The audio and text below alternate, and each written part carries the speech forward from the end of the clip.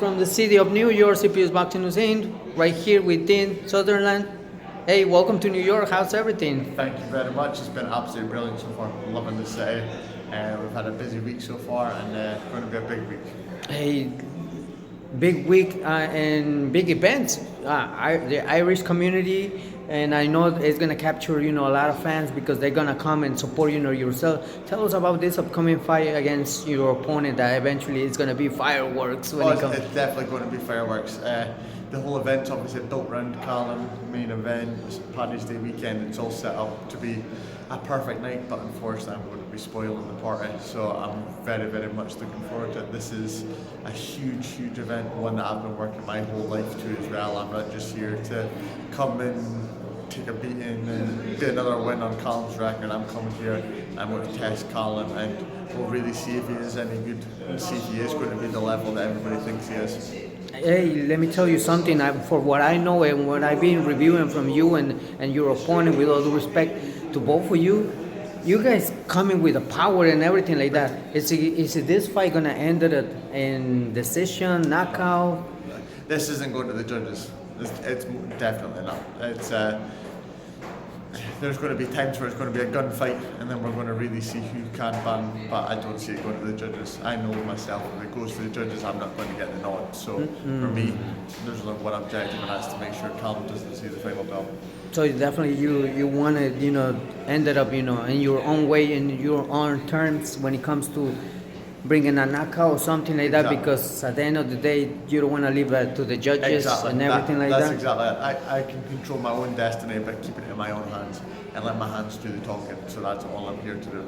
That's super important and interesting because sometimes we've seen, in the past, sometimes judges don't play in your favor. And I'm not trying to say anything wrong of the judges, but, it comes sometimes the fight happen like that. Like an example, right now, let me give you an example and let me ask you what you think. I don't know if you heard about Lamont, Roach, Gervonta, Tank Davis, what happened, So who bringing in this, jumping in this topic, what's your thoughts, on this?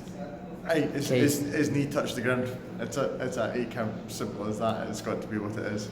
And if it goes by the way the judges' scorecards were, then Lamont Roach won the fight. But can't go back and change that now, which is unfortunate. But I'd like to see the rematch. That was a very, very good fight. I don't think Tank was at his best, but Lamont Roach turned up to the occasion and was very, very good. But in regards to my fight, all I can do is make sure that it doesn't go to the judges' scorecards. I know that at the end of the day, Callum's the champion, he's the home fighter, it's built around him. If there's any close rounds, I'm going to get it. So all I can do is control it by myself and make sure it doesn't go to them.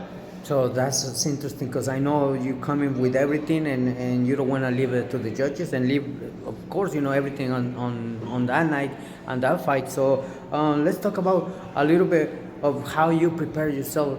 I know, if you want to mention, the sparring partners that help you for this training camp. I've had some absolute brilliant sparring partners, done a lot of travelling with my coach, Johan Senior. We've travelled all over the UK, getting some big quality southpaw sparring, been up and down the country, weeks and weeks and weeks trying to get some good quality sparring. So I've been battle tested this training camp and I've really, really shined. This is by far the best sparring that I've had, best training camp that I've had. I'm so confident, so relaxed, so happy, weight so good. Sparring has been excellent. I'm ready to go. And how you been? How you feeling like being right here the first time in the Mecca of Boxing, the Hulu Theater, New York City, coming and perform for many, many fight fans that they were gonna come and of course support the event. It's been fantastic to go to the venue, look at the venue and see it and take it in just now. But when it comes to fight night, it's just another venue. It's just another boxing ring. It's just me and Callum that's in there, and it's just another fight. The whole spectacle and the arena, that's all part of history. But I want to be making my own history. Hey, history gonna be making on the day that of course Callum Walsh will face yourself, and we'll see.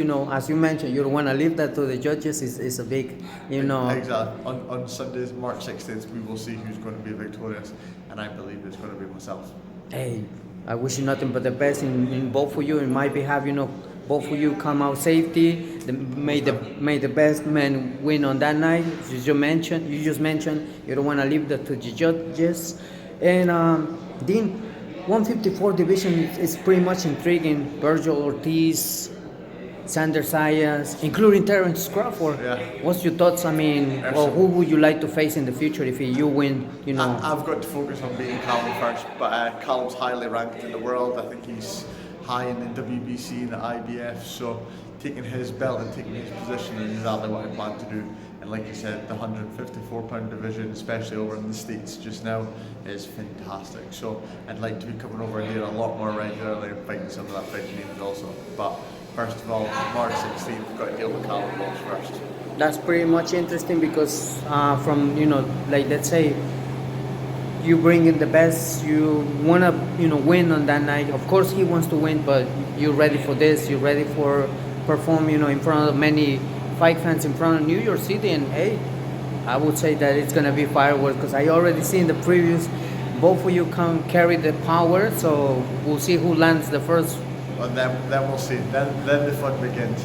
As soon as that first big shot lands, I know Callum's going to come out very excited. Just wait till I land my first big shot, and then we'll see what Callum's really like. I'll really test him. I see. Talking about a little bit on the UK, Conor Ben, Chris Eubank Jr., who you guys are winner in this fight? Because I mean, that's kind of like... It's a tough one. I think Conor. I do think Conor. I think just the youth and his aggression will get to him. I think Chris has been really, really struggling to make 160. I know that's obviously the weight and there's a rehydration clause. So I think all that kind of goes in Conor's favour. And I do think the youth side of things helps in this situation. So for me, I think Conor gets through. But I wouldn't be surprised if Eubank just physically looked so much bigger and stronger than him. But I personally think Conor Ben's going to win. Hey, this is going to be interesting because I know Chris Eubank Jr. belongs on 168 division, coming down on 160, and from Conor Ben going on 160. That's going to be, I don't know, interesting, and it's huge. This fight they've been announcing is huge in the UK because the rivalry between the dads and all that they want to. It's a spectacle. It really is, and although Conor, they're saying stepping up, Conor's been fighting 154 recently, like his last 2 or 3 fights have been at 154, so stepping up to 160 is not going to be that big for him. He obviously is quite physically strong, and being at 160 is going to be very, very strong and full of energy, so that's why I believe that Conor gets the victory.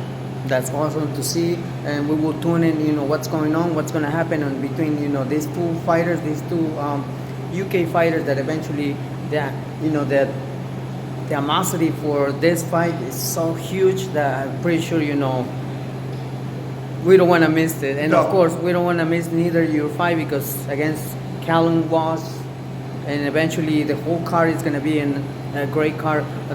Let's talk about, you know, and we conclude with this one. 360 promotion, Top Leveler. What does it mean for you, you know, being in this? Like, they've been absolutely brilliant towards myself and my team. They've really, really looked after us. We've been treated with huge respect. They've looked after us from the very second that we've landed here in New York. So can't thank them enough. But unfortunately, they're backing our guy Callum Walsh, and I'm here to upset that. So we'll see about working with them again in the future once I beat Callum. That's awesome to hear. What message would you like to deliver to the fight fans and everyone that supports you, and of course, you know, supports your partner that eventually you guys gonna meet on that night? I just want to say thank you very much to everybody that's travelling over. There's a good support of people that's coming over all the way over to Madison Square Garden. It's unbelievable to be fighting here, and I'm not going to let this opportunity slip. So thank you very much. Tune in to UFC Fight Pass, and it's going to be exciting. There you go, ladies and gentlemen. Dean Sutherland with us, and do not miss this Sunday. It's going down, you know, this great promotion, this great fight, and we stay tuned. Thank you, Dean.